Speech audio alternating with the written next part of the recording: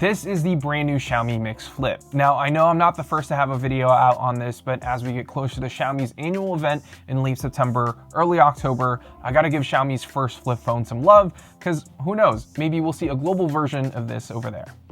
Now, I don't really know why Xiaomi took this long to make a flip phone, but spoiler alert, this being their first one is pretty impressive, and I actually can't wait to show you what this is all about.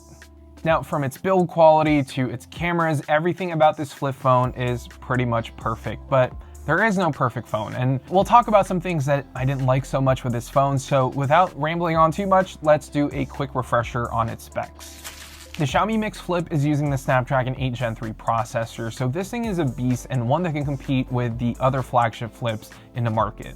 This also packs 12 gigs of RAM, and my unit has 512 gigs of storage. Now, Xiaomi, as we all know by now, has a partnership with Leica, and we've seen a lot of this collab happen on the Pro and Ultra phones, and it's also here on the Flip. Now, the cameras on here is kind of a weird one, just like Motorola's Razr Plus this year. This also packs a zoom lens for its secondary camera instead of an ultra wide. Both are 50 megapixel cameras, and this one is packing a 2x zoom. Again, I have my gripes with this, and we'll talk more about cameras in the camera section later in the video. So yeah, for this being Xiaomi's first ever flip phone, I think they did a really good job for their first one, and I think it can easily compete with, the Moto Razr and the Galaxy Z Flip. Design-wise, it's a pretty good looking flip phone. It's relatively compact, slim, and a little blocky, just like Samsung's. The glittery matte purple paint job on the back feels nice, and the shiny side rails makes the phone look more premium. But one thing I noticed right away here with the MIX Flip is that the cover display up front is edge to edge, meaning the display is right up against all sides, and we have this beautiful 4-inch display with the 2 camera modules on the lower right side.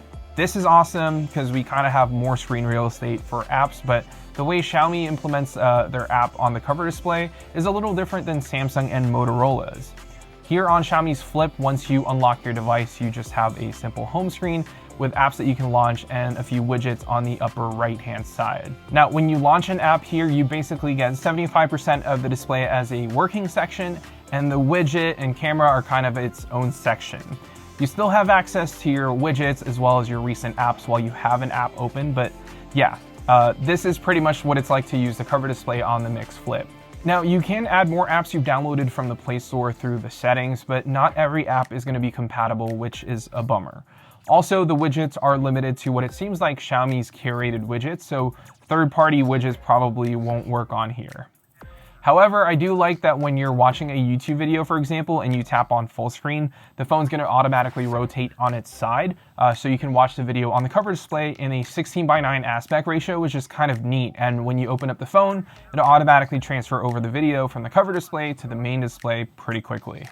And speaking of that inside display, here we have a 6.8-inch display that looks absolutely gorgeous. It's 120 Hz refresh rate and has a peak brightness of 3000 nits, which is a lot brighter than Samsung's new Flip 6. Now, the crease on here is a lot better than both the Flip 6 and Razr Plus in my opinion, which is to be expected because I know a lot of foldables from Xiaomi, OnePlus, and Oppo have had really great inner displays with minimal crease on their folds, so this is something I knew was going to be good. But yeah, overall display though, text and images look sharp and very color accurate. I wouldn't say this is the best looking display I've seen on a phone, but for a flip phone, it's probably the best that I've used. Now, one thing I will note here for you guys, and maybe some feedback to the Xiaomi team, is that when you guys have this phone flipped open, it feels a little bit top heavy because of the cover display and camera on the top portion.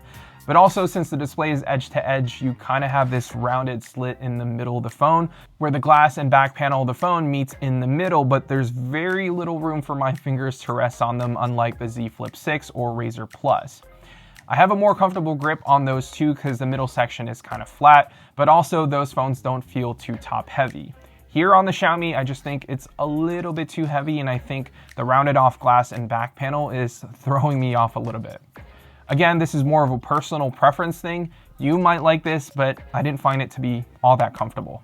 Besides that though, performance-wise, it's a pretty awesome phone that's fast for everyday tasks like checking emails, watching videos, and going on social. I can multitask on it just fine, but as someone who doesn't really like to do that on flips, since most apps are vertical, splitting apps vertically is, kind of dumb. But when it comes to gaming though, I feel like performance is great for the first 30 to 45 minutes, but then it'll start to throttle a bit, especially if you're playing long gaming sessions. I wouldn't say that the phone would get unbearably hot, but the back did get to a point where it got a little bit warm, the side rails got a little bit warm, and yeah, definitely be cautious when playing games on this phone for a long time, especially if it's a heavy demanding game and your climate's a little bit hotter than usual. It's not that this phone can't handle it, it's just, it doesn't have the proper cooling it needs like a traditional slab phone. And then when it comes to its battery, this thing is actually packing a massive 4,780 milliamp hours battery, which, fun fact, is bigger than the battery inside the Samsung Z Fold 6. Unreal. Now, the most I've gotten out of this Flip on a single charge is realistically about 10 hours. Now, that's with a mixture of taking photos and watching a lot of YouTube videos and a few social media doom scrolling. Like every other review on this channel, I always say how I use my phone could be a lot different than how you use your phone, so please take my testing with a grain of salt. If you end up picking one up and you end up with 12 hours or maybe 6 hours of battery, that's totally on you, but from my experience, battery has been pretty awesome. Oh, and one last thing to note here is that this phone can charge up to 67 watts, which means you can go from 0% to 100% in just about an hour, which is really impressive. Okay, so let's talk cameras real quick. The cameras, like I mentioned earlier, consist of two 50 megapixel sensors. We have the main wide camera at 1x and a 2x optical zoom lens. Now, I know what you guys are gonna say, you don't even use the ultra wide all that often and having a 2x is fine. But if the main camera can crop in on that 50 megapixel sensor to 2x, which majority of modern smartphones do nowadays, and it will still do that if the lighting condition isn't as good, why would you put a 2x zoom on here? Why not 3.5x or a 4x zoom lens? I personally would have gone with an ultra wide so group photos or selfies would be a lot cleaner and less in your face, but that's just me though. In terms of photo quality though, it's, well, a really good shooter for a flip phone. I think the partnership with Leica really helped here since we're getting Leica's color processing here on the MIX Flip.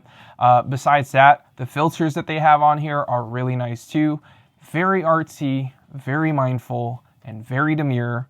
And yeah, I mean, it's not gonna compete with the 14 Ultra or the 14 Pro in terms of photo quality, but again, for a flip phone, this is easily at the top of my list when it comes to flip phone photography.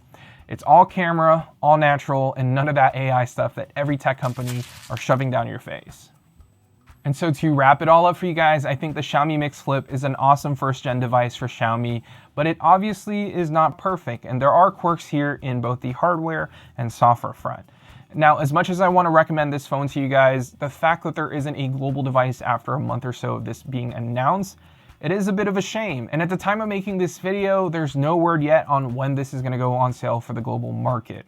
Until that news comes around, I would probably hold off on buying and importing this China ROM version of the MIX Flip. And as much as I enjoyed using it, some things that I use every day are missing.